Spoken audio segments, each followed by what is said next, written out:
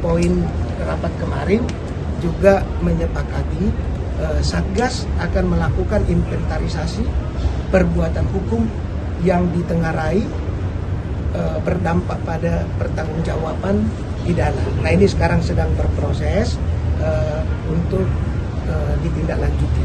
Tapi sebagaimana teman-teman ketahui bahwa sebelumnya juga Barreskrim Polri juga telah menetapkan tersangka atas beberapa korporasi, dan juga proses penyidikan ya juga sedang berjalan di Kejaksaan Tinggi Sumatera Utara.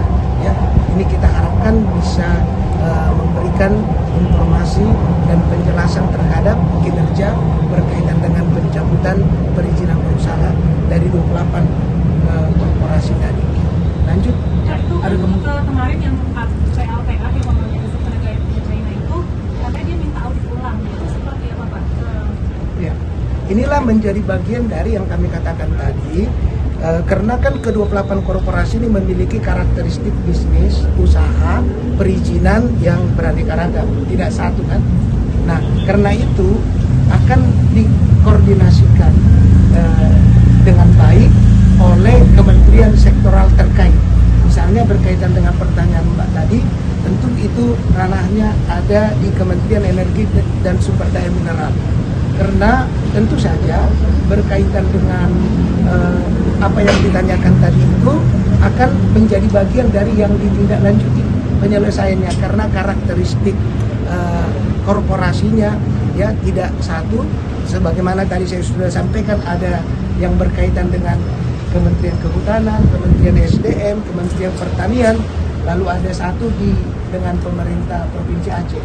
Tapi informasi jelasnya adalah ini dikoordinasi betul agar proses pencabutan izin ini tidak berdampak pada hal-hal yang kurang produktif, tapi memberikan solusi terbaik sehingga negara, pemerintah melakukan monitoring, pengecekan yang tadi dilakukan oleh Kementerian Investasi dan Hilirisasi BKPM bersama dengan Badan Pengelola Investasi Daya Anagata Danantara ya.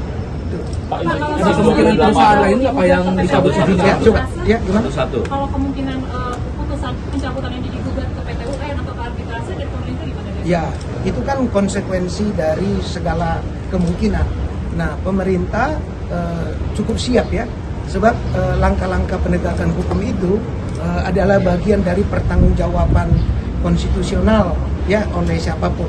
Ya, jadi pemerintah sudah siap karena dasar kita melakukan penertiban, pencabutan perizinan ini adalah peraturan yang dibawa kemanapun. Tentu itu adalah bagian dari tindakan hukum, penegakan hukum yang mau tidak mau harus menjadi pilihan ketika kita menata baik kekayaan sumber daya alam kehutanan kita maupun penegakan eksistensi serta konfirmasi bagi tegaknya hukum dan aturan yang ada. Pak Barito, ini kan kegiatan lingkungan yang sampai melakukan masyarakat mereka. Kan izin akungan di korporasi itu masuk kategori kelalaian akibatnya orang lain mati. Ya, inilah nanti kan rapat kemarin telah memberikan tugas kepada Satgas untuk menginventarisir ya.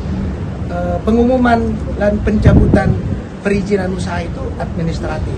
Lalu inventarisir yang tadi disampaikan terhadap perbuatan pidana apabila ditemukan pelanggaran itu selanjutnya menjadi ranah kewenangan dari aparat penegak hukum, termasuk dari konsekuensi bencana yang timbul ya. Tapi perlu kami sampaikan bahwa ke-28 korporasi ini ada yang terkait pada dugaan semakin beratnya bencana kemarin, tetapi ada juga yang tidak berkaitan dengan bencana namun ditemukan bukti kuat adanya pelanggaran hukum terhadap kegiatan usaha yang dilakukan oleh korporasi tersebut. Pak, berarti perusahaan yang saat ini melakukan proses audit kegiatan usahanya masih berjalan? Download Tribun X sekarang, menghadirkan lokal menjadi Indonesia.